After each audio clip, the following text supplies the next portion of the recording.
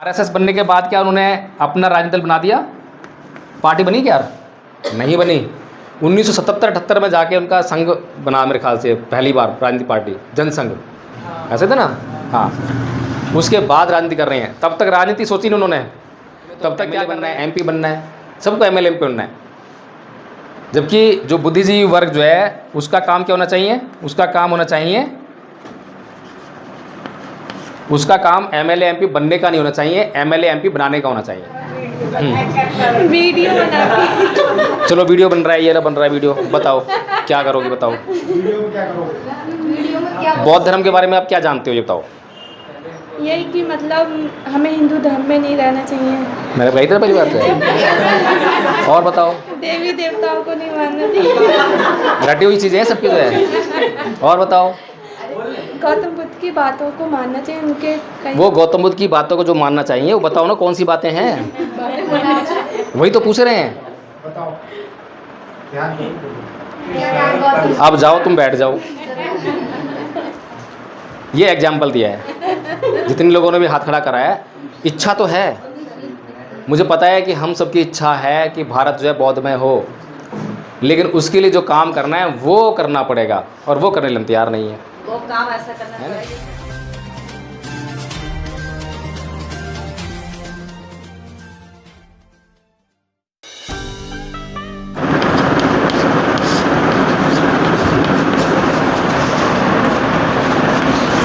और क्या करता है?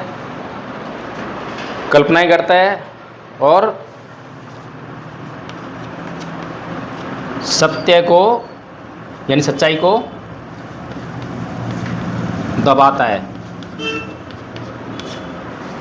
दबाता है या छुपाता है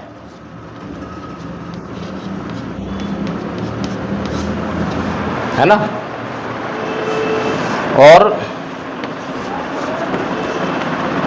असत्य को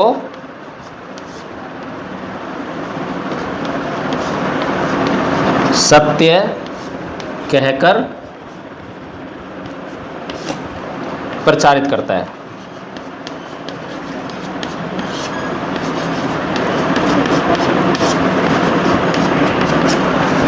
ऐसा ही है।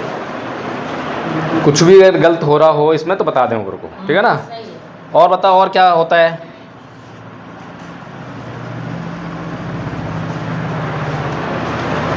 रीति रिवाज,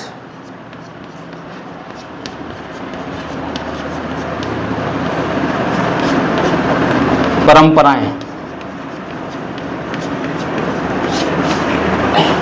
उसमें वो कट्टर होता है।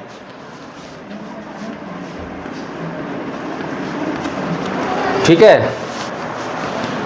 प्रतीक, प्रतीक का इस्तेमाल कैसे करता है वो? प्रतीकों से बांधता है, प्रतीकों से।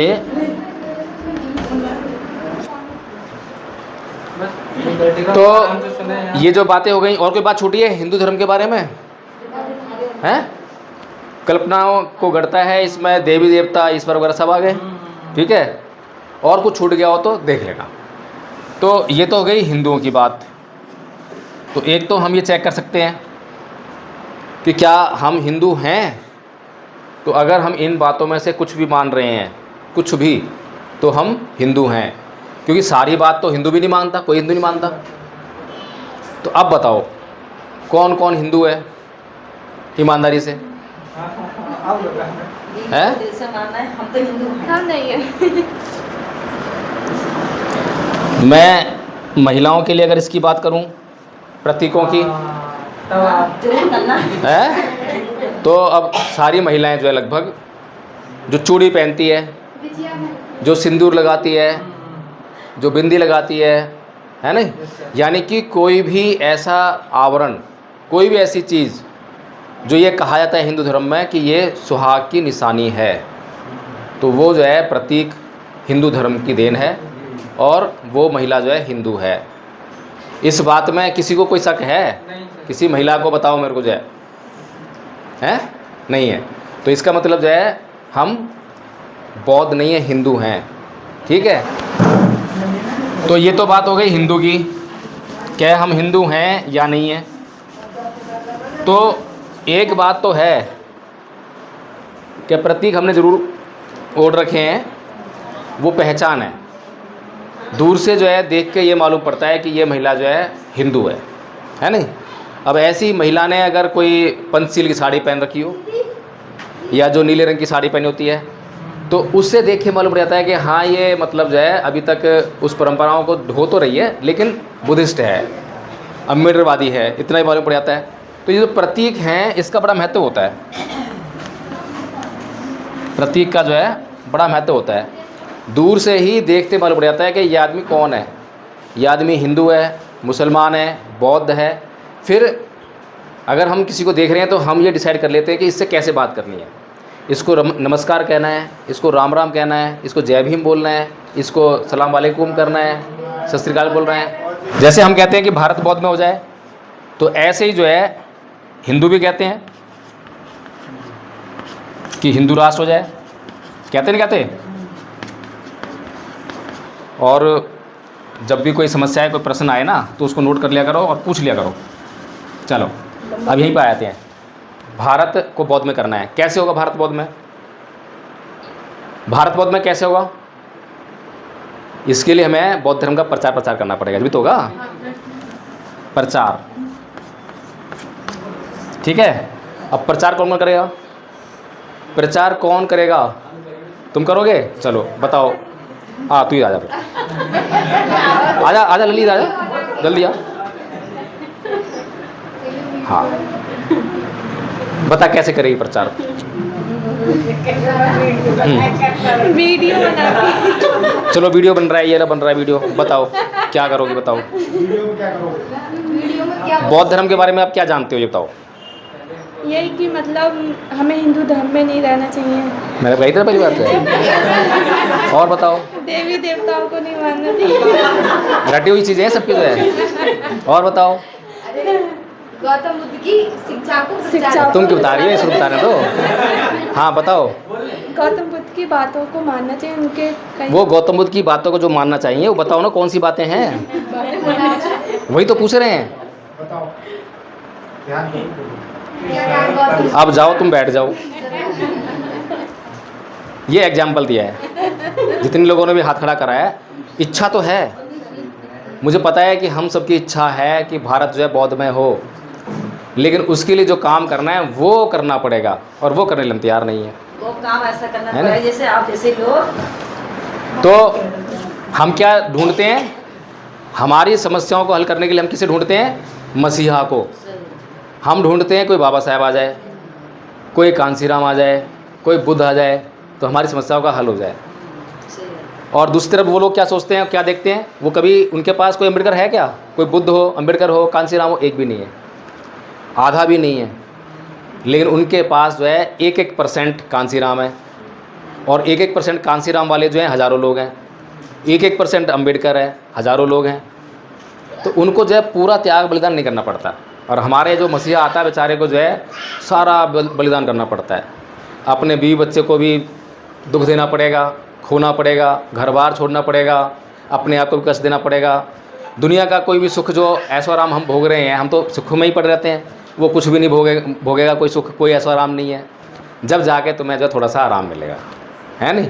लेकिन हम लोग जो हैं इतने दुष्ट हैं कि उस आदमी का अगर हम 1% भी करने लग जाएं, और 100 लोग जो हैं 1% करें तो एक कांसीराम मिल जाएगा हमें, है नहीं। 1% बाबा साहेब का करें तो 100 लोगों से एक अम्बेडकर मिल जाएगा। लेकिन हम नहीं करते। अगर हम 100 लोग मिलकर जो है काम करना चाहें तो फिर हमें ना तो बाबा साहेब की तरह अपने बीवी बच्चे खोने की जरूरत पड़ेगी, है ना, परिवार की तरफ ध्यान दे पाएंगे। अरे भाई उन्होंने पूरी ज़िंदगी लगा दी, तुम पूरी ज़िंदगी मत लगाओ। अगर वो 24 घंटे लगा रहे तो 24 घंटे तुम 1 घंटा दे दो, है नहीं। 24 घंटे में से 1 घंटा कोई भी दे सकता है, आधा घंटा दे दो, कुछ नहीं तो। अगर इतना भी एक आदमी, अच्छा 24 घंटे में से कौन सा ऐसा आदमी है जो अपना 1 घंटा बेकार का नहीं खर्च करता? कोई ऐसा आदमी, सब खर्च करते हैं, घंटों घंटों बेकार खर्च करते हैं। लेकिन वो अपना 1 घंटा जो है अपने आप के लिए, अब ये जो काम कर रहे हैं बौद्ध में भारत, किसके लिए ज़रूरी है? कि दूसरे ज़रूरी है? हमारे अपने लिए ज़रूरी है। अगर मैं मान लो बौद्ध हूँ, ठीक है, मैं बौद्ध हूँ और ये मेरा पड़ोसी है, ये मेरा पड़ोसी है, चारों तरफ मेरे पड़ोसी तो हैं, इस संसार में सारे लोग हैं। अब ये गाली देने वाला है, ये गाली देने वाला है, ये हिंसा करने वाला है, मैं सुखी हूँ? ये मुझे गाली देंगे, मुझे मारेंगे, पीटेंगे, मुझे हत्या कर देंगे। तो मेरा कर्तव्य है कि जो मैं मार्ग पर चल रहा हूँ, जिस तरह मैं शांति जीना चाहता हूँ, तो इनको भी शांति दूँ, इनको भी शांति दूँ, इनको भी शांति, मतलब इनको भी शांति में अहिंसात्मक बनाऊँ। ये है बौद्धमय भारत। एक आदमी, 2 आदमी, 10 आदमी बौद्ध बन गया। अब थोड़े से बौद्ध है ना हम लोग, जो है हम शांति देना चाहते हैं, लेकिन वो लोग हमें शांति देना चाहते हैं, तो कष्ट तो हमें होगा ही होगा। तो इसीलिए हमारा ये जो बौद्ध है, इसको बौद्धमय भारत करना पड़ेगा, जब शांति जी पाएगा, है नहीं? तो बौद्धमय भारत को करने की जिम्मेदारी किस पे है? बौद्धमय भारत को कौन बनाएगा? बौद्धमय भारत, भारत को कौन बनाएगा? बौद्धमय भारत हम सब दोनों। बौद्ध ही तो करेंगे। बौद्ध लोगों के ऊपर जिम्मेदारी है कि वो बौद्धमय भारत बनाएं। अच्छा, और जो अम्बेडकरवादी उनका क्या है? जो कहते हैं कि हम अम्बेडकरवादी हैं। अब कोई भी उठता है, खड़ा होता है, कहता है मैं अम्बेडकरवादी हूँ, है ना? महमूद प्राचा जी मुस्लिम है, वो कहते हैं मैं अम्बेडकरवादी हूँ।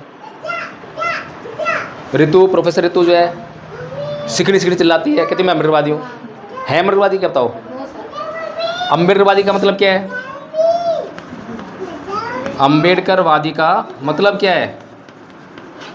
बाबा साहब ने भी कहा था बौद्धमय भारत के लिए, है ना? अम्बेडकरवादी तो का मतलब यही होता है। जब तक कोई भी व्यक्ति बौद्ध नहीं बनता, अंतिम जो लक्ष्य है बौद्ध बनना है अम्बेडकरवाद का, तो जब तक वो अम्बेडकरवाद हो ही नहीं सकता, है ना? तो फिर ये लोग कौन है जो बाबा साहेब की बात कहते हैं, संविधान की बात करते हैं, है ना? तो ये लोग कौन है जो बाबा साहेब बात करते हैं, अम्बेडकर की बात करते हैं? कौन है ये लोग? ये लोग अम्बेडकरवादी तो नहीं है, लेकिन ये अम्बेडकर समर्थक हैं। क्या हैं? अम्बेडकर समर्थक। ये कहते हैं अम्बेडकर की ये वाली बात तो ठीक है, ये वाली बात थोड़ी सी ऐसी है वैसी है। कुछ लोग कहते हैं कि बाबा साहेब ने जो धर्म परिवर्तन किया वो उनका निजी मामला था, है ना? तो वो अम्बेडकर समर्थक हैं, अम्बेडकरवादी नहीं हैं। जो अम्बेडकरवादी होगा वो बुद्धिस्ट होगा ही होगा। ठीक है, तो बात हो गई ये वाली कि बौद्ध और अम्बेडकरवादी। जो अम्बेडकरवादी कहे उससे पूछ लो कि तू बौद्ध है क्या? नहीं हूँ, तो अम्बेडकरवादी नहीं है, ख़त्म बात। ये दोनों लोग जो हैं, इनके ऊपर जिम्मेदारी है कि इनको भारत को बौद्ध में करना ही पड़ेगा। ठीक है, अब ये भारत को बौद्ध में करेंगे कैसे? ये लली आई थी अभी, कह रही थी मैं करूँगी, हैं? अब जैसे इससे पूछा, अब सीखेगी तब करेगी। हाँ, जब इससे पूछा तो कह रही है कि हिंदू धर्म को नहीं मानना, ये तो पता ही है।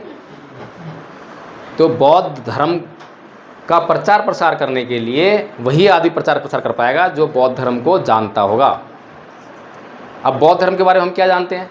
जो बौद्ध लोग हैं मैक्सिमम जो है वो ये जानते होंगे वंदना करना, बस। अब वो वंदना कैसी हो जाती है? हमारे पूजा पाठ की तरह रहती है, जैसे हिंदू पूजा पाठ करते हैं वैसे हमारी वंदना हो गई। फ़र्क क्या है? अभी मैं किसी से पूछ लूँ कि जो हम नमन करते हैं, नमन करते हैं ना, नमो तस्स भगवतो अरहतो सम्मा सम्बुद्धस्स, इसका मतलब क्या है? कौन बताएगा? है लली, बता। है लली, मालूम है इसका अर्थ? मालूम है मतलब? मालूम है इसका? तुम्हें मालूम है? बताओ। सर गौतम बुद्ध की शरण में हम सब लोग यात्रा कर रहे हैं। नहीं, वो तो बुद्धन शरण में हो गया। नमन कर रहे हैं सर। हाँ, तो देखो यही समस्या है, हमें बौद्ध धर्म की जानकारी ही नहीं है। अब उसमें हम क्या बोल रहे हैं? नमो तस्स।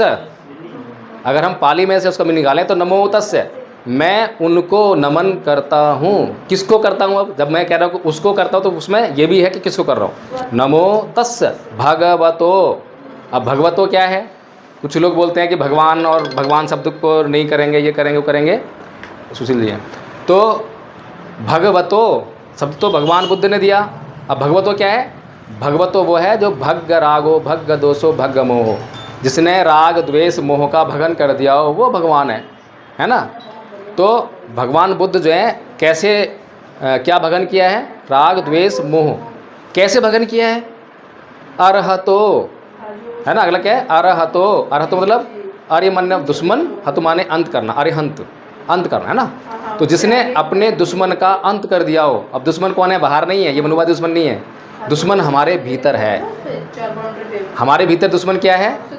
इंद्रियां, इंद्रियों के विषय। जैसे नाक हमारी इंद्रिय है, इसका विषय क्या है? स्मेल, है ना, गंध। तो गंध उसका विषय है। जैसे ही हमारे नाक के संपर्क में गंध आती है तो फिर क्या होता है, वेदना होती है। और वेदना कितने प्रकार की होती है, सुख वेदना, दुख वेदना और ना सुख ना दुख वेदना।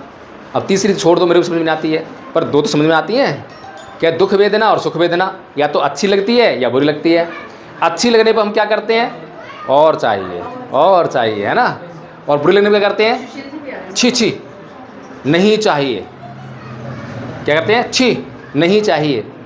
तो या तो हम जो है हर पल क्या कर रहे हैं, ऐसे हमारी जो है 6 इंद्रियां हैं। आँख एक इंद्रिय है, उसका विषय क्या है, आँख का, आँख एक इंद्रिय है, दृश्य उसका विषय है। जैसे कोई दृश्य आया और इंद्रिय के संपर्क में आया तो वेदना होनी है, या तो दृश्य अच्छा लगेगा या बुरा लगेगा, दुख वेदना सुख वेदना वही चल रहा है ना। ऐसे ही जीभ हमारी एक इंद्रिय है, उसका विषय क्या है, टेस्ट। तो टेस्ट, जैसे ही हमारी जीभ पे कोई चीज़ आई तो फिर वेदना हो रही है, सुख वेदना दुख वेदना। तो इस प्रकार से जो 6 इंद्रियां हैं उनके अपने विषय हैं। जैसे विषय के संपर्क में आती है तो वेदना का उत्पादन होता है, और वहीं से हमारे जीवन का निर्धारण होता है कि हमारा जीवन अच्छा होने वाला है या बुरा होने वाला है। तो हमारा जीवन जो है हर पल कैसे चल रहा है, राग में या द्वेष में। दो मोटी मोटी बातें, या तो हम राग रंजित हो रहे हैं या हम द्वेष रंजित हो रहे हैं, हर पल हो रहे हैं और हमें पता भी नहीं चल रहा। और हम उससे अपने चित्त का हर पल निर्माण कर रहे हैं। हमारा चित्त जो है, आज मेरी उम्र 45 साल हो गई है, और 45 साल तक जो मैंने प्रैक्टिस की है अपने चित्त से, वो पक्का हो गया है, संस्कारित हो गया है ना। अब उसको छोड़ पाना बड़ा मुश्किल है। जैसे कि हम सभी जानते हैं, रोज़ सुनते हैं, क्रोध करना नुकसानदायक है, सभी जानते हैं, और ये कहना बड़ा आसान है। छोड़ किसने दिया, छोड़ किसने दिया। अब चलो, हमने आज मीटिंग में मान लिया, जान लिया कि क्रोध करना नुकसानदायक है। हमने जो है अगले पल से कोशिश करी, फिर किसी ने जो है क्रोध दिलाया, तो क्या करेगा, क्रोध आएगा नहीं आएगा, क्रोध तो फिर भी आएगा, नुकसान हो जाएगा। तो ये एकदम से जो है कंट्रोल नहीं हो सकता। तो ये जो राग और द्वेष का हम लोग जो है ये, अच्छा चलो हम तो खैर कहाँ पहुँच गए, ये बहुत डीप बातें हैं। तो हमें जो है भारत को बौद्धमय करना है, और बौद्ध में भारत को बौद्ध लोग अमृतवादी करेंगे, और उसके लिए उनको जो है धम्म का अध्ययन करना पड़ेगा। बिना धम्म को जाने वो क्या बांटेंगे, वो या तो राग बांटेंगे या द्वेष बांटेंगे, इसके अलावा कुछ नहीं बांट पाएंगे। क्योंकि राग उनके पास है, द्वेष उनके पास है। उनके पास गाली देने की कला है तो गालियाँ देंगे अच्छी अच्छी, है ना। क्रोध करने की और भयंकर कला है, ताकत है, तो क्रोध करेंगे, लोगों को पीटेंगे, दपटेंगे, ऐसा भी होता है ना। तो हम लोग जो हैं करना क्या चाहते हैं और करते क्या जा रहे हैं। जो हमें करना चाहिए वो तो कर नहीं रहे, और जो हमें नहीं करना चाहिए वो हम लगातार कर रहे हैं तो पे और अमृतवादियों पर। ठीक है जी। और अभी जो है बौद्धों की और अमृतवादियों की हालत बहुत पतली है, क्योंकि प्रचार के नाम पर प्रचार करने के लिए उनके पास कुछ है ही नहीं। प्रचार के नाम पे वही जो ललित आ रही थी कि हिंदू धर्म को नहीं मानना, अंधविश्वास को नहीं मानना, पाखंड को छोड़ देना, तो वो बौद्ध धर्म तो है नहीं, और जो बौद्ध धर्म है उसकी जानकारी हमें है ही नहीं, है नहीं। तो हमें जो है बौद्ध बनाने हैं, बौद्ध में भारत करना है। जिम्मेदारी बौद्धों के ऊपर है, अमृतवादियों के ऊपर है। और इन लोगों को अब तक जो उन्होंने काम नहीं किया, लाखों लोग जो हैं 1956 में बौद्ध बने, बाबा साहेब ने जब दीक्षा ली, और लाखों लोग उनकी मृत्यु पर बौद्ध बने, लेकिन वो लाखों के लाखों जो है अनपढ़ रहे, नितांत अनपढ़, जाहिल रहे। बाबा साहेब ने उस समय क्या कहा था कि मैं 5 साल और जीवित रहा तो भारत को बौद्ध में कर दूंगा। और बाबा साहेब जो है 19 जुलाई 1954 के अपने भाषण में जो रंगून में दिया, उसमें लिखते हैं, सारी योजना बताते हैं कि हमें जो है क्या चाहिए, ले प्रीचर चाहिए,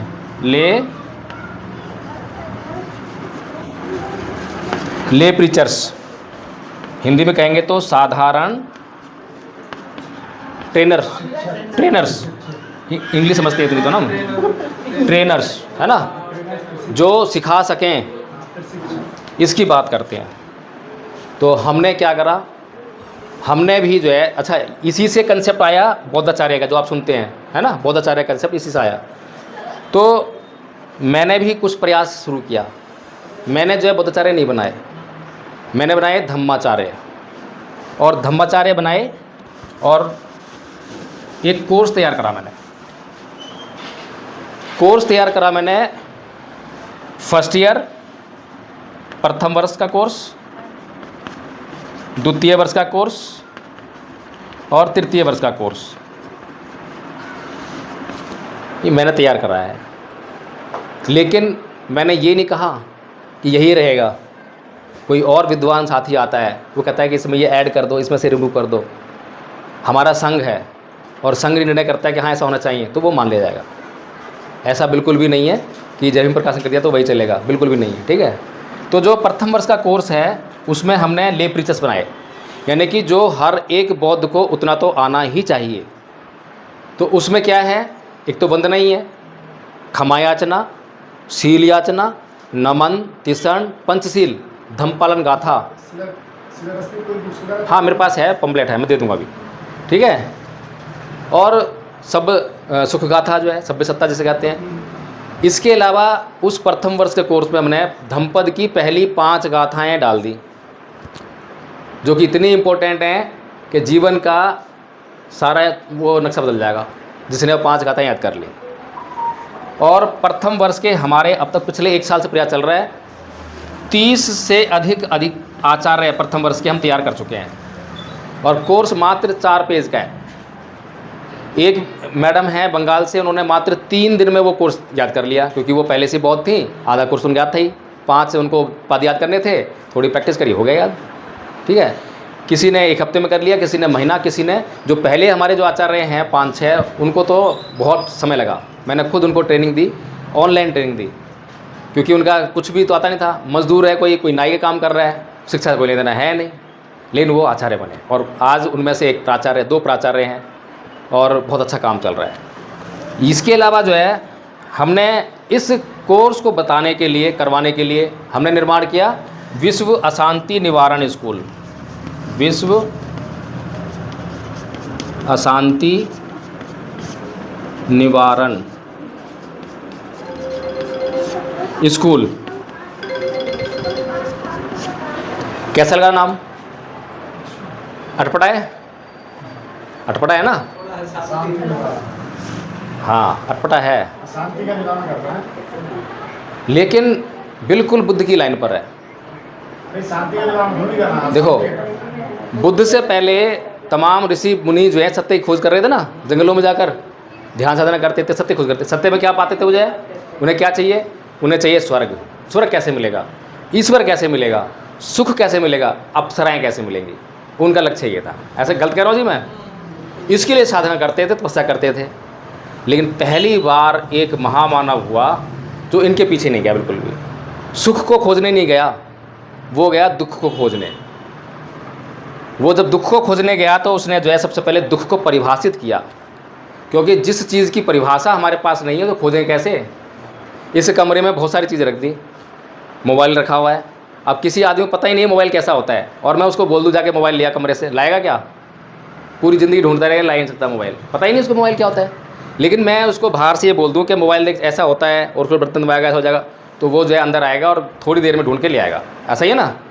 तो सबसे पहले भगवान बुद्ध ने क्या कहा कि भैया सुख क्या होता है हम नहीं जानते, उसको परिभाषित भी नहीं कराया जाता। सुख को किसी परिभाषित किया ही नहीं है। तो भगवान बुद्ध ने सबसे पहली बार जो है दुख को परिभाषित किया कि जाति भी दुखा, जरा भी दुखा, व्याधि भी दुखा, मना भी दुखा, शोक परिदेव दोमनस्यु पायासापि दुखा, प्येहि विपयोगो दुखा, अप्येहि संपयोगो दुखा, यम्पि छंगने लवति तंपि दुखं, संख्यतेन पंचुपादान खंदापि दुखा। यानी कि जन्म लेना दुख है, व्याधि यानी रोग दुख है, बुढ़ापा दुख है, मरना दुख है, प्रियजनों का बिछुड़ना दुख है, अप्रियजनों का मिलना दुख है, जो हम चाहते हैं वो नहीं मिलता तो दुख होता है। यानी कि कुल मिलाकर 5 स्कंधों से निर्मित ये शरीर जो है दुखों का घर है। जब बुद्ध ने इस बात को जान लिया कि ये दुख का कारण है ये शरीर, इसी से सारे दुख मिल रहे हैं, तो उन्होंने फिर प्रश्न अगला क्या आया कि ये शरीर का निर्माण कैसे हो रहा है? तो उसका उत्तर उनको मिला कि तृष्णा से हो रहा है। तो उन्होंने तृष्णा का नाश कर दिया, अंत कर दिया, जो अष्टांगिक मार्ग है उस पर चल के, और हमेशा हमेशा के लिए मुक्त। अब जब दुख का नाश होगा तो फिर जीवन में क्या आया? जीवन में हमारे बहुत सारे दुख हैं, हमने किसी भी दुख को ढूंढा, उसको निकाल दिया, फिर क्या रहेगा? उसकी जगह पर क्या आएगा? सुख आएगा ना, है? जैसे गरीबी एक दुख है, तो जो आदमी गरीबी पर फोकस करते हैं और गरीबी का अपने जीवन से नाश कर देते हैं तो क्या आती है? अमीरी। गरीबी में दुख है, अमीरी में सुख है। सीधी सी थ्योरी है। लेकिन भगवान बुद्ध के अनुयायी भी, तमाम दुनिया भर के बौद्ध भिक्षु, बौद्ध लोग उल्टी दिशा में चलते हैं। आज तक मैंने कभी नहीं सुनी कि वह शांति की बात कर रहा हो। बौद्ध लोग जो है, बड़े बड़े फिलोसफर देखे, सब कुछ देखे, सभी जो है शांति की बात करते हैं। विश्व शांति, विश्व शांति, विश्व शांति। शांति कैसे आएगी? शांति की कामना करना मतलब तुम राग रंजित हो रहे हो, तृष्णाओं में फंसे हुए हो, कभी नहीं मिल पाएगी। क्योंकि सीधा रास्ता तो ये है कि अशांति को ढूंढो कि अशांति के कौन से क्षेत्र हैं हमारे जीवन में। जब हम अशांति के क्षेत्रों को चिन्हित कर लेंगे, यहाँ अशांति है, यहाँ अशांति है, फिर हम ये देखेंगे किस लिए अशांति है, क्या कारण है, फिर उस पर फोकस करेंगे, उसको नष्ट कर देंगे, तो शांति अपने आप आ जाएगी। अशांति को नष्ट करके शांति आएगी। शांति को ढूंढने से कभी शांति आती नहीं है, ज़िंदगी बीत जाती लोगों की जो है। तो हमने क्या बनाया? विश्व अशांति निवारण स्कूल प्रथम वर्ष, विश्व अशांति निवारण स्कूल द्वितीय वर्ष, विश्व अशांति निवारण स्कूल तृतीय वर्ष और विश्व अशांति निवारण स्कूल महिला वर्ग। इस तरह के हमने कोर्स बना लिए, स्कूल बना लिए। तो अभी जो प्रथम वर्ष के जो हमारे पास लगभग 100 स्टूडेंट्स आ गए हैं ऑनलाइन कोर्स में जो है, और 30 आचार्य बना दिए। अब आचार्य क्यों बनाए? आचार्य इसलिए बनाए कि खाली हम बौद्ध धर्म का अध्ययन कराए थे और उनको देते भाई ठीक है आपने जो है ये क्वालिफाइड हो गए। जैसे कि स्कूल कॉलेज जाते हैं ना, सर्टिफिकेट जाता है, you are qualified for 10th class, you are qualified for 12th class, ऐसा कर दिया। तो उनका कोई मतलब नहीं है, फिर जाएंगे नौकरी पाएंगे, अपना जीवन जिएंगे। लेकिन जो लोग ट्रेनिंग लेते हैं आचार्य बनने की, यानी कि टीचर बनने की, तो उनके ऊपर जिम्मेदारी आती है। तो वो समाज में जाकर जो है नौकरी ढूंढते, नौकरी करते हैं और लोगों को पढ़ाने का काम करते हैं। इसीलिए सामाजिक जिम्मेदारी हमने आचार्य बनाया है और कह दिया है कि आपको जो है अब जो स्टूडेंट आपको सौंपे जाएंगे उनको पढ़ाना है। तो इसीलिए जब 100 स्टूडेंट हमारे पास जो आए तो हमने जो है एक एक आचार्य उनको सौंप दिया। अब किसी एक आचार्य के पास 2 स्टूडेंट्स है, किसी पे 3 है, किसी पे 4 है, अब वो पढ़ा रहे हैं। और हमारी शर्त क्या है? क्योंकि भारत को बौद्धमय करना है तो सबसे पहले हमारे सामने जो समस्याएं हैं उन पर निदान करना पड़ेगा। अगर हमने समस्याओं को खोजा, समस्याओं पर निदान नहीं करा तो फिर हम कभी भी भारत को बौद्धमय नहीं कर पाएंगे। समस्या क्या है?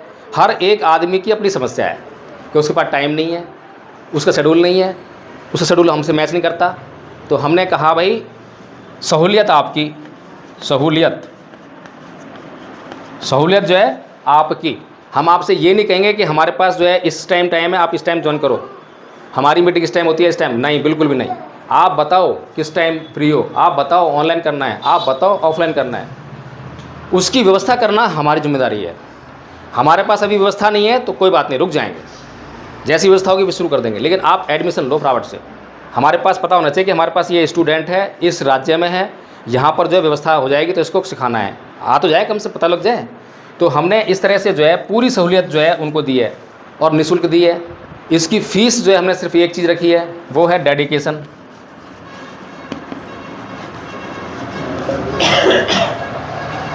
डेडिकेशन ही फीस है और कोई फीस नहीं है। और ऐसा नहीं है कि कोई आया तो दान दो जी, दान दो जी। पहले आओ, समझो क्या हो रहा है, जानो। जब तुम्हारे भीतर उसके प्रति जो है कुछ विश्वास पैदा हो जाए, जब श्रद्धा आएगी तो अपने आप सब कुछ दे दोगे, अपने आप सब कुछ करोगे, हमें ज़रूरत ही नहीं कुछ मांगने की जो है। ठीक है जी। तो इस तरह से जो है प्रथम वर्ष का जो कोर्स है उसमें बता दिया मैंने आपको कि सभी को करना ज़रूरी है। अगर प्रथम वर्ष का कोर्स करे हुए ये लली होती तो यहाँ आके बोलती कि बौद्ध धर्म ये है और गाथाएं सुनाती। पहली 5 गाथाएं हैं कि ना ही वेरेन वेरानी समंग अवेरेन च समंती ऐसे बसंतरो। भगवान बुद्ध ने कहा है वैर से वैर कभी शांत नहीं होता, और लेकिन ये सारा संसार जो है वैर से वैर शांत कर रहा है। और एक उदाहरण उठा देती कि श्री कृष्ण जी जो है गीता में वैर से वैर को शांत कर रहे हैं, है नहीं। तो इस तरह से हम जो है अगर सीख जाएंगे तो आराम से चर्चाएँ, अब चर्चा तो करते हैं ना, स्कूल जाती होगी, कॉलेज जाएगी, वहाँ लोग मिलेंगे, सहेलियाँ मिलेंगी, अब उनसे क्या बात करेगी। अब धर्म की तो बात पता नहीं है तो जो उनकी बातें हैं वही करनी पड़ेंगी। गायत्री मंत्र भी सीख के आ जाएगी, हैं वो सीखी आएगी, वहाँ सिखाएंगे, सीखना पड़ेगा। लेकिन जब पता होगा कि बुद्ध का धम्म क्या है, उसका इस्तेमाल कैसे हम करके जो सुखी हो सकते हैं, तो आप जो है सबको गाओगे, सबको बजाओगे। जैसे किसी आदमी को हमने दवाई बताई कि भाई ये दवाई खा लियो तेरा दर्द दूर हो जाएगा, और उसे खाते ही दर्द में आराम। फिर क्या करता है वो, जिसको भी पता लगता है ना इसको दर्द हो रहा है, उसे फिर कुछ नहीं, ये वाली दवाई खा लियो, है। तो ऐसे ही जो है सबसे पहले दवाई खुद खाओ, और जब दवाई खुद खाओगे पता लग जाएगा भैया तो बड़े मतलब असरदार है, तो कहने की जरूरत नहीं पड़ेगी कि तुम प्रचार करो, प्रचारक खुद हो जाओगे तुम, एडवर्टाइजमेंट खुद हो जाएगी। तो इसीलिए हम जो है बौद्ध आचार्य धम्माचार्य बना रहे हैं। प्रथम वर्ष का धम्माचार्य, द्वितीय वर्ष का धम्माचार्य, तृतीय वर्ष का।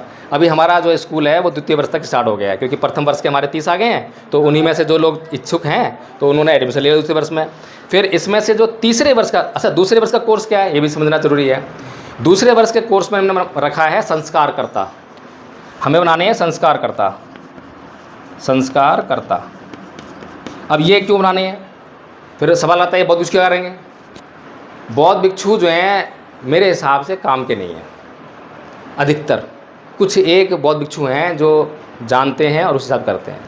अच्छा, सबसे बड़ी समस्या ये भी नहीं हमारी जो है कि बौद्ध भिक्षु क्या करेंगे क्या नहीं करेंगे। हमने अपने लोगों को यही बोला है कि भाई जितने भी आचार्य हैं, अगर कोई बौद्ध भिक्षु है तो आपने कुछ नहीं करना, साइड में बैठ जाओ, बौद्ध भिक्षु करने दो। लेकिन हमने कुछ और सोचा है। पहले ये बता दूं कि ये संस्कारकर्ता जो है क्यों ज़रूरी है, क्योंकि बाबा साहेब जो है 19 जुलाई 1954 के जो भाषण है उसमें लिखते हैं कि भारत जो है बौद्ध में था, ईरान तक यूनान तक पूरा बौद्ध में था, इतना बड़ा विशाल क्षेत्र जो है बौद्ध था। तो ये बौद्ध गए कहाँ एकदम से कहाँ चले गए एकाएक जो है, इतनी आसानी जाने नहीं चाहिए। तो वो कहते हैं कि भाई जब इस क्षेत्र में बौद्ध भिक्षुओं का कत्लेआम हो गया या फिर कुछ लोग भाग गए, भारत जो है, भारत भूमि जो ये वाली जो है बौद्ध भिक्षुओं रहित हो गई। अब जो हमारे जो बौद्ध उपासक हैं, जो बौद्ध लोग थे, उनके घरों में सबकी एंट्री थी। बौद्ध भिक्षु भी आ सकता है, ब्राह्मण भी आ सकता है। तो जब बौद्ध भिक्षु तो है नहीं और संस्कारों में बंधा हुआ आदमी है, उसे घर बनाया है, गृह प्रवेश करवाना है, तो बौद्ध भिक्षु तो है नहीं, ब्राह्मण आया कि लाओ जी मैं करवा दूँ, हो गई एंट्री। कितना आसानी से हुई है। इसीलिए बाबा साहब कहते हैं कि हर एक बौद्ध को संस्कार करना भी आना चाहिए, ताकि उसको जो है इस बात की ज़रूरत ना पड़े कि बौद्ध भिक्षु है या नहीं है, खुद से तैयार हो जाए। ठीक है। फिर दूसरा पॉइंट क्या था? संस्कारकर्ता हो गया। और संस्कारकर्ता, हाँ, सबसे महत्वपूर्ण चीज़ ये है प्रचार वाली जो है कि जब विवाह होता है तो हम विवाह में बहुत सारे लोगों को बुलाते हैं, वो हिंदू भी हैं, मुसलमान भी हैं, अपने रिश्तेदार भी हैं, जो नहीं जानते, नहीं मानते, हम सिखाते रहते नहीं मानते। तो एक बहुत बड़ा मौका मिलता है, 100-200 लोग वहाँ पर हैं। लेकिन होता क्या है, हम खाली रीति रिवाज का बहन करते हैं, छोड़ दिया, काम खत्म। लेकिन वो इतना अच्छा मौका आया है, अगर कोई बौद्ध विद्वान या बौद्ध भिक्षु, विद्वान भिक्षु जो है 1 घंटे की ऐसी देशना करे, धम्म के बारे में ऐसी चीज़ें सिखा दे जिससे कि लोगों को लगे कि बस यही मेरा कल्याण कर सकती है। तो बताओ, वहाँ पर आए हुए लोग जो हैं बौद्ध ना बने, लेकिन बुद्ध को तो, बुद्ध के भीतर तो विश्वास आने लग जाएगा, श्रद्धा आने लग जाएगी, हैं, समझ में आने लग जाएगी भाई बौद्ध धर्म का मार्ग जो कैसा है, किसी के लिए बुराई का मार्ग नहीं है, कल्याण का मार्ग ही है, ये तो समझ में आने लग जाएगा। तो ये सब होता नहीं है। अभी जन्मदिन मना रहे हैं, वहाँ बौद्ध भिक्षु ला रहे हैं, लेकिन बौद्ध भिक्षु जो है वो जो देशना है वो नहीं हो रही है, देशना नहीं हो रही है, सब कुछ हो रहा है। और देशना के नाम पे जो हो रहा है वो कुछ नहीं कर पा रहा है, उससे जो है लोगों का माइंड चेंज नहीं हो रहा। इसलिए हमारा संस्कारकर्ता जो है, पहली 5 धम्पत की गाथा इतनी इंपॉर्टेंट हैं। अगर मैं एक बताऊं, जैसे कि नाही बेरन बताए ना, ऐसी अकोछी मंग अवधि मंग अजिनी मंग आहासी में ये चत्तंग उपनहंती विरंग तेसंग नैसम्मति। उसने मुझे मारा, उसने मुझे पीटा, उसने मुझे जीत लिया, उसने मेरा सब कुछ छीन लिया। जो इस प्रकार की बातें अपने मन में बनाए रखते हैं, उनका वैर कभी शांत नहीं होता। अब ये गाथा कितनी इंपॉर्टेंट है किसी भी व्यक्ति के जीवन में। हम लोग जो है रोज़ कहीं ना कहीं कुछ ना कुछ ऐसा होता है, हमारी घटना घटती है, बहन भाइयों में क्लेश हो गया, पति पत्नी में हो गया, होता है, और हमें इसकी जानकारी नहीं है कि हमें क्षमा करना है, सहनशील होना है, मानना है। ऐसी घटना हमारे एक साथी से घटी। हमारे एक साथी हैं, दिल्ली पुलिस में हैं, और इतने क्रोधी स्वभाव के, इतना गुस्सा करने वाले हैं कि बस पूछो मत। एक दिन उनकी मैडम का फ़ोन आया, जी प्रकाश जी 3 दिन से बोलचाल नहीं हुई है, बहुत समस्या भारी गंभीर हो गई है। तो हम घर पे गए। जैसे हम घर पे गए, वो ड्यूटी से आए, तो वो मैडम जो है पानी का गिलास लेकर आए। तो वो बोलते हैं, अगर ये लोग घर पे ना आए होते तो ये पानी का गिलास तेरे मुंह पे दे के मारता। इतना भारी गुस्सा। अब बात ये थी कि हम जो है 2-3 महीने पहले जो है पार्क में मिला करते थे रोज़ सवेरे, और थोड़ी सी एक्सरसाइज करी, उसके बाद जो है धम्म का अध्ययन, ये वाली गाथा मैं सिखा रहा था उनको, और याद भी हो गई थी उनको, अर्थ भी आ गया था। तो मैंने सिर्फ उनसे यही कहा, मैं कहा संतोष जी एक बार बताओ, हम रोज़ सवेरे जो है गाथा बोलते हैं, एक गाथा याद करते हैं, उसका मतलब क्या है? बस इतना कहना था और सारा गुस्सा छू। उसके बाद जो है आज तक शिकायत नहीं आई कि कभी उन्होंने जो है घर में कोई कलेश हुआ, क्योंकि हमने जो है बुद्धिज़्म की प्रैक्टिस नहीं की है, उसका अभ्यास ही नहीं किया है। और अब तक जो हम करते आए हैं वो सब जो है हिंदू संस्कृति का हिस्सा है। हम हिंदू संस्कृति की प्रैक्टिस कर रहे हैं रोज़। जो चित्त में जितने विकार हैं उनकी प्रैक्टिस कर रहे हैं, उनको निकालने की कोशिश कर रहे हैं, बल्कि उनकी और बढ़ा रहे हैं उनको जो है। तो इस तरह से जो है एक संस्कारकर्ता जो है एक अच्छी देशना के माध्यम से जब भी उसको मौका मिलता है, चाहे जन्मदिन का मौका हो, विवाह का मौका हो, अंतिम संस्कार प्रतित्राण पाठ होता है, तो जब भी मौका मिलता है वो जो है वहाँ पर लोगों में ये जो है चित्त में परिवर्तन कर सकता है। ठीक है जी, ये तो हो गया संस्कारकर्ता को द्वितीय वर्ष का। तृतीय वर्ष का जो कोर्स है उसमें है बौद्ध विद्वान बनाना। अभी तक हमने जो मोटी मोटी जानकारी दी है बौद्ध धर्म की जो है, ठीक है, उसमें जो है बौद्ध धर्म के जो बहुत ही अच्छे अच्छे सिद्धांत है, जब प्रतीत्य समुत्पाद का सिद्धांत है, किसी बौद्ध को नहीं मालूम कितना इम्पोर्टेंट है, किसी को मालूम ही नहीं है। शून्यवाद है नागार्जुन का, किसी को मालूम ही नहीं है। अपोहवाद है, किसी को मालूम ही नहीं है। तो उनकी जो है फिर पढ़ाई कराई जाएगी, फिर उन्हें जो है जो वाद विवाद होता है जैसे भाषण प्रतियोगिता वगैरह वो करना सिखाया जाएगा, यानी कि उनको जो है प्रचार और अच्छे गहर तरीके से जो विद्वान लोग टकराएँ तो उनसे भी बातचीत कर सकें, इस योग्य बनाया जाएगा। तो इस तरह से जो है ये हम लोग जो है इस तरह काम कर रहे हैं। ये धम्मपद संघ पिछले 1 साल से काम कर रहा है और ये स्कूल है उसका। और आप लोगों के पास आने का मकसद यही था कि एक एक हमारा जो है आप जितने बौद्ध हो सब आचार्य बन जाओ, ट्रेनिंग हम करवाएंगे। हमारे पास पारुल 10वीं क्लास में है वो, हाँ वो आचार्य बन गई है दिल्ली से। उसकी बहन है हिमांशी, वो आचार्य बन गई है। हिमाचल प्रदेश मंडी से सपना नाम की लड़की है, वो बन गई है। उसका भाई है रोहित, वो बन गया आचार्य जो है। इस तरह से जो है मतलब इतने सारे लोग और विभिन्न क्षेत्रों से हमारे जो है आचार्य बन गए हैं और लगातार काम कर रहे हैं। तो हमारे अब जो है आचार्य बढ़ रहे हैं, आचार्य बढ़ रहे हैं, तो अब और हम नई नई प्लानिंग लेकर आ रहे हैं, नई नई सोच आ रहे हैं कि कैसे और प्रचार किया जाए। तो कुल मिलाकर कहने का मतलब यही है, इस पूरी जो भी हमने अब तक बात करी है इसका निचोड़ सिर्फ एक ही है कि बौद्धमय भारत करना है, और बौद्धमय भारत बिना आपके धम्म का ज्ञान अर्जित किए संभव नहीं है, नहीं है, नहीं है। तो कुल मिलाकर ये है कि वो मैं अकेला जो है अगर जय भीम प्रकाश ही हर जगह जाके मतलब करता रहूँगा ट्रेनिंग जो है तो समस्या बनी रहेगी, मैं नहीं कर पाऊँगा। तो मुझे मल्टीप्लिकेशन करनी है, जहाँ हमारे आचार्य नहीं कर पा रहे हैं जिस काम को, वहाँ मैं चला जाऊँ। और सबसे बड़ी बात यह है कि धम्मपद संघ जो है कभी ये नहीं कहता कि तुम उस संगठन में हो, इस संगठन में हो ना। हाँ, एक बात जरूर कहता है कि अगर धम्मपद संघ में कोई जिम्मेदारी ले रहे हो फिर दूसरे संगठन में मत लो, क्योंकि जिम्मेदारी जो है बहुत बड़ी चीज़ होती है, आपको उसका निर्वहन करके उसको देना पड़ता है। तीसरी बात यह है कि जो धम्मपद संघ है ये संगठन नहीं है। संघ और संगठन में बड़ा फ़र्क होता है, अधिकतर लोग जानते नहीं हैं। संगठन में जो है पद प्रतिष्ठा का मामला होता है और उसका जो उद्देश्य है ये संघ है और ये संगठन है। संगठन जो है संघ के लिए काम करता है, जैसे कि संघ बन गया, संघ का एक विभाग है फाइनेंशियल डिपार्टमेंट, फाइनेंस की देखरेख करने के लिए। तो यहाँ पर जो है ये संगठन जो है ये संगठन है। यहाँ पर हमने 2-3 लोग लगा दिए, इसको ये सौंप दिया, इसको सौंप दिया, भाई आप लोग जो है फाइनेंस व्यवस्था करोगे। एक हो गया मैनेजमेंट का देखने का कि प्रोग्राम करने हैं उसको मैनेजमेंट देखना है। तो ये संगठन हो गए। ये संगठन सारे जो है इसके उद्देश्य की पूर्ति के लिए काम करते हैं। और ये जो संघ है इसमें कोई एक आदमी सर्वे सर्वा नहीं होता। जैसे मैंने बनाया तो मैं कहूँ कि भाई मेरी बात मानो, नहीं। भगवान बुद्ध का जो भिक्खु संघ था, जब 11 साल तक तो विनय बना नहीं, कोई नियम नहीं बना भिक्खु संघ का, लेकिन 11 साल बाद जब विनय की जरूरत पड़ी, नियम बनाने की जरूरत पड़ी, तो भगवान बुद्ध नियम बना रहे हैं और एक एक नियम को या तो खुद बता रहे हैं कि भाई ये नियम मेरी समझ में आ रहा है, तो फिर वो खुद नहीं कहते कि ये नियम बना दो, वो कहते हैं सभी संघ के सदस्य भिक्खुओं से पूछते हैं कि क्या ये नियम बनना चाहिए। जब सारे लोग बोल देते हैं या अधिकांश लोग बोल देते हैं तब जो है वो नियम पारित होता है। ये संघ का गुण होता है। भगवान बुद्ध जो खुद दृष्टा हैं वो भी अपने लिए संघ में कोई विशेष स्थान नहीं रखते। तो ऐसे ही मेरा कोई स्थान नहीं है। जो संघ की जो कार्यकारिणी है, कार्यकारिणी से मैंने अपने आप को अलग कर लिया। कारण ये था कि जब प्रभावशाली व्यक्ति होता है, जब कुछ कहता है तो उसके प्रभाव में आके लोग जो हैं, क्योंकि राग छूटता नहीं है, तो वो निर्णय जो उसने कह दिया वही लेंगे निर्णय। अब मैं वहाँ अगर मीटिंग में हूँ तो मैंने अगर कोई बात कह दी तो उसी पे चल देंगे, क्योंकि इज्जत करते हैं, मान सम्मान करते हैं कि भाई हमारे आदरणीय हैं। तो इसलिए कोई निर्णय प्रभावित ना हो, राग रजित ना हो, द्वेष रजित ना हो, बिल्कुल प्योर शुद्ध निर्णय होना चाहिए। तो इसीलिए मैंने उससे बाहर कर लिया। मैंने उनको कहा भाई आप मुझे काम बताओ कि क्या काम करना है, वो काम करके मैं जो है संघ को दे दूँगा। मैं इसका कभी भी अध्यक्ष, कभी भी इसका संघ नायक नहीं बनूँगा।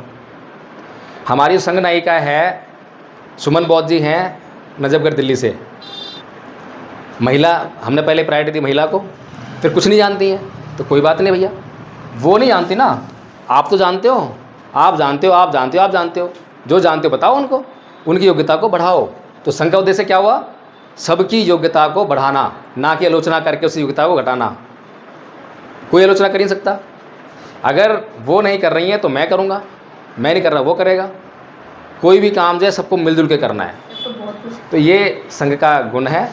और आज जितनी भी समस्याएं हम झेल रहे हैं, बाबा साहेब मार्गदर्शन कर रहे हैं समाज का, बहुजन समाज का। और बहुजन समाज तो उनकी बात समझ नहीं रहा, किसी बात को नहीं समझ रहा। लेकिन जिसके खिलाफ या जिससे सतर्क रहने के लिए बहुजन समाज को बोल रहे हैं, वो उनकी बात को पढ़ रहा है, समझ रहा है और वो काम कर रहा है नहीं। संघ का निर्माण करने के लिए बाबा साहेब ने बहुजन समाज के लिए कहा, लेकिन नहीं हो पाया। समता सैनिक दल बनाया, नहीं हो पाया। और भी चीज़ें करी, लेकिन उन्होंने जो है बना लिया, है ना, बना लिया ना। और हमारे लोग क्या कर रहे हैं आज कि सत्ता ही सभी मुसीबतों के चाबी है, मुसीबतों से इलाज है, ऐसे बोलते हैं ना। बाबा साहेब ने कह दिया है, जाओ अपने घरों की दीवार पर लिख दो, हम इस देश के शासक हैं। हाँ, कहा है, मैं भी मानता हूँ कहा है, लेकिन कुछ और भी कहा है। खाली वही नहीं कह दिया, और भी कुछ कहा है, वो नहीं सुना। क्योंकि जो पॉलिटिकल लोग हैं उनको जो है उससे मतलब नहीं है। उन्हें तो एमएलए बनना है, एमपी बनना है, सबको एमएलए एमपी बनना है। जबकि जो बुद्धिजीवी वर्ग जो है उसका काम क्या होना चाहिए? उसका काम होना चाहिए, उसका काम एमएलए एमपी बनने का नहीं होना चाहिए, एमएलए एमपी बनाने का होना चाहिए। वो समाज को एमएलए एमपी बनाएं। बाबा साहेब ने संसदीय प्रणाली दी है, फिर डिस्कस करूंगा इस पर। जो है हम कह रहे थे कि बाबा साहेब ने जो बात कही कि दो संस्कृतियों के बीच में युद्ध चल रहा है, समर संस्कृति है, ब्राह्मण संस्कृति है, इस बात को हमने नहीं समझा, हमने काम नहीं करा, लेकिन वो समझ गए और उन्होंने काम करना शुरू कर दिया। किस बात का काम? संस्कृति का विकास करने का काम। हिंदू था भारत, भारत में हिंदू धर्म था, उसके बाद भी वो जानते थे कि it can not be convert into vote, सत्ता हासिल करनी है। तो आरएसएस बनने के बाद क्या उन्होंने अपना राजनीतिक दल बना दिया? पार्टी बनी क्या? नहीं बनी। 1977-78 में जाके उनका संघ बना, मेरे ख्याल से पहली बार राजनीतिक पार्टी जनसंघ, ऐसे थे ना।